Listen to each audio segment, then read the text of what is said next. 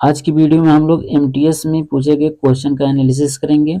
इसमें कुछ क्वेश्चन वो होंगे जो प्रेजेंट टाइम में एग्जाम में पूछे गए हैं तथा कुछ क्वेश्चन हमारे तरफ से होंगे जो मॉडल क्वेश्चन होंगे। ठीक है, जैसा कि हमारे सामने पहला क्वेश्चन है, इसमें दिया यदि प्लस का अर्थ गुणा है, माइनस का अर्थ प्लस है और गुणा का अर्थ भाग है और भाग का अर्थ माइनस हो तो मान ज्ञात कीजिए। तो इसमें आपको कुछ नहीं करना है, बस उसको जो है इसका चिन्ह जो है उसको चेंज कर देना है। जैसे प्लस का अर्थ गुणा बताया है तो जहाँ प्लस है उस वहाँ पे आपको गुणा कर देना है, और माइनस का अर्थ प्लस बताया तो जहाँ माइनस वहाँ प्लस कर देना है। इसी तरह से चिन्हों को चेंज कर लेना है। हम आपको चेंज करके दिखा रहे हैं, जैसे कि ये हो जाएगा 844 भागे 2, ठीक है, प्लस 165 माइनस 34 गुणे 17, ठीक है। ये पैटर्न आपका बनेगा। अब इसी को आपको सॉल्व कर देना है। सॉल्व करने के लिए सबसे पहले आपको भाग वाला करना है। भाग वाला करेंगे तो यहाँ पे आपका जो है 422 हो जाएगा, उसके बाद प्लस 165 हो जाएगा, उसके बाद माइनस है, यहाँ 34 गुणे 17 है तो इसका पहले गुणा कर लेंगे तो हो जाएगा हमारा 578, ठीक है। अब इसको सॉल्व कर लेना है, इसको प्लस कर देना है, उसके बाद इसको जो है माइनस कर देना है। जब माइनस करेंगे तो आपका आंसर आ जाएगा इसमें 9, ठीक है। उसके बाद आगे हमारे सामने रीजनिंग का क्वेश्चन आ गया। इसमें देखेंगे तो ये जो एक पैटर्न दिया है, इसमें पूछा है कि अगला जो है क्या स्टेप इसमें होगा, ठीक है। तो इसको देखेंगे हम लोग। तो पहले बी एस है, उसके बाद सी एल है, उसके बाद डबल जी है, उसके बाद पी डी है, फिर अगला जो है नहीं दिया है वो आपको बताना है, ठीक है। तो इसमें हम लोग देखेंगे सीरीज क्या बन रहा है हमारा। बी के बाद सी आ गया, ठीक है, उसके बाद सी के बाद यहाँ पे जी, जी के बाद पी। अब इसमें पैटर्न अगर देखेंगे तो हम जो है यहाँ पे पहला हमारा बनेगा 1 का स्क्वायर, ठीक है। अगला देखेंगे 2 का स्क्वायर बनेगा, ठीक है।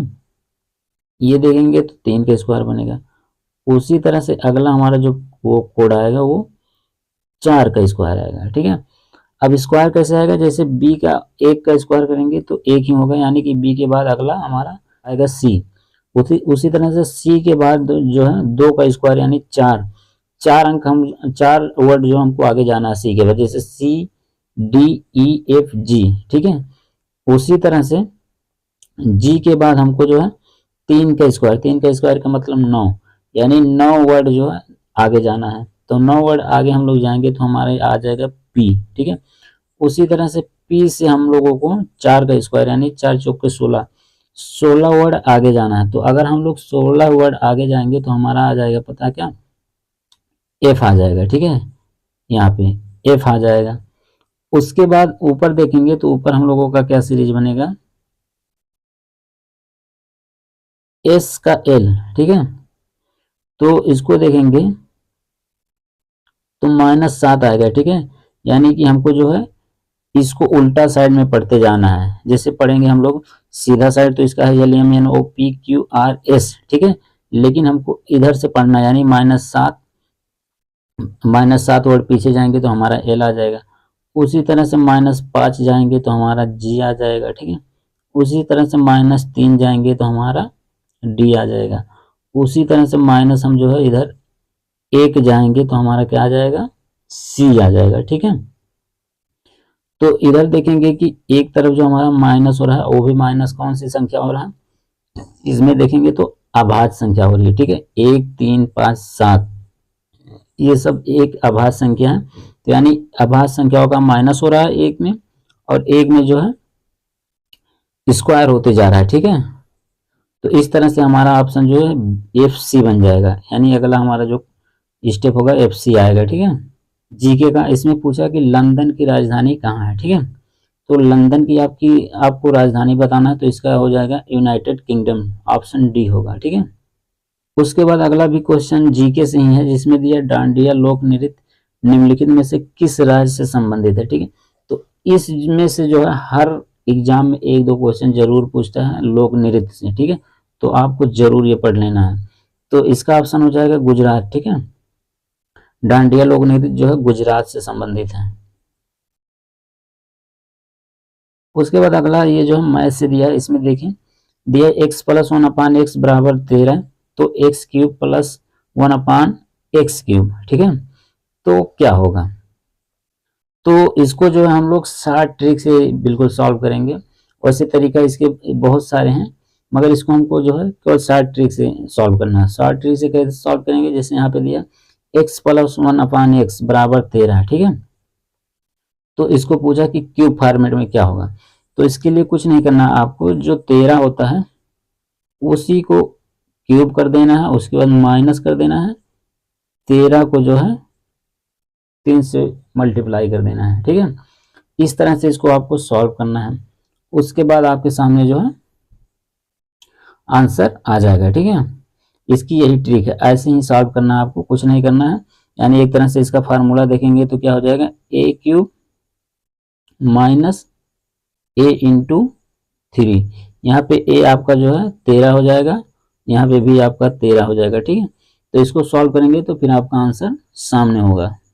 उसके बाद हमारे सामने अगला क्वेश्चन दिया है, ये भी मैथ का है। इसमें बताया किसी संख्या को 52 से भाग देने पर शेषफल 49 प्राप्त होता है। यदि उसी संख्या को 13 से विभाजित किया जाए तो शेषफल क्या होगा, ठीक है। तो कोई भी संख्या है उसको 52 से हम लोग भाग देते हैं तो 49 हमारा शेषफल बचता है। तो बताया कि 13 से उसको विभाजित किया जाए तो शेषफल कितना होगा, ठीक है। तो इसमें कुछ नहीं करना, आपको जो 49 जो है इसमें 13 का भाग दे देना है, उसके बाद 13 × 3 = 39 हो जाएगा, ठीक है। यानी बचा 10, यानी कि अगर आप उसी संख्या को 13 से भाग देंगे तो आपका शेषफल 10 बचेगा, ठीक है। उसके बाद अगला क्वेश्चन है, ये भी जीके से दिया, गंगा सागर मेला किस राज्य में आयोजित किया जाता है, ठीक है। तो इसमें ऑप्शन आपको दिख रहे होंगे, उत्तराखंड, उत्तर प्रदेश, पश्चिम बंगाल, महाराष्ट्र। तो इसमें आपका हो जाएगा सी, पश्चिम बंगाल, ठीक है। तो हमारे सामने ये अगला क्वेश्चन है, ये कंप्यूटर से, इसमें दिया HTML का पूरा नाम क्या है, ठीक है। तो इसका पूरा नाम जो है यहाँ पे ऑप्शन चौथा नहीं दिया है, इसका पूरा नाम होगा हाइपर टेक्स्ट, उसके बाद मार्कअप लैंग्वेज, ठीक है। तो चौथा ऑप्शन इसका जो है नहीं दिया, उसी में आपका आंसर होगा, बाकी इसमें आपका जो आंसर नहीं है तीनों में, ठीक है। उसके बाद ये भी रीजनिंग का है, इसमें पूछा है कि जो है प्रश्न आकृतियां दी है, उसके बाद ये पहला हो गया, ये दूसरा हो गया, ये तीसरा हो गया, चौथा स्टेप बता रहा है कि इसमें जो है आपका कौन सा होगा, ठीक है, ये आपको बताना है। तो इसमें आप देखेंगे ऑप्शन ABCD तीनों को मिलान करेंगे और इसमें जो पैटर्न आपको ध्यान देना है कि किस तरह से कौन सा जो है कहाँ से कहाँ जा रहा है, ठीक है। सारी पैटर्न देखने के बाद ही आपको इसका आंसर मिल पाएगा, ठीक है। तो इसका आंसर जो आपको सी होगा, ठीक है। इसको ध्यान से आप लोग देखिए कि कैसे सी होगा, ठीक है। उसके बाद अगला क्वेश्चन दिया है, ये मैथ का दिया है, प्रथम 67 प्राकृतिक संख्याओं का औसत क्या होगा, ठीक है। तो कोई भी संख्या है जो प्राकृतिक संख्या, उसका सबसे पहले आपको योग निकालना होता है। तो योग निकालने के लिए इसका फार्मूला होता है n + 1/2, ठीक है। अब n इसमें ये होता है संख्या जो लास्ट संख्या होती है प्राकृतिक संख्याओं का लास्ट संख्या, ठीक है। जैसे इसमें 67 दिया है, ठीक है, तो इसको हम लोग लिखेंगे 67 × 67 + 1/2, ठीक है। तो हमारा जो है ये आ जाएगा, सीधे सीधे इसको लिख लेते हैं, 67 × 68/2, इस तरह से आपको लिखना है। तो हो जाएगा आपका 2278 आएगा, ठीक है। ये आ गया योग, टोटल हमारा ये आ गया 2278 इसका योग, मगर इसकी औसत निकालना है। तो औसत निकालने के लिए जितनी संख्या होती है उसका भाग देना होता है। तो टोटल हमारी संख्या कितनी है, 67 है। तो इसमें हमको जो है 67 से भाग देनी है, ठीक है। 67 से जब इसमें हम भाग देंगे तो हमारा आंसर आ जाएगा, जब इसको हम लोग कट करेंगे तो हमारा आंसर आ जाएगा 34, ठीक है। यानी कि जो ऑप्शन सी होगा इसकी 34 औसत आएगा, ठीक है। 67 प्राकृतिक संख्याओं का औसत जो हमारा 34 आएगा।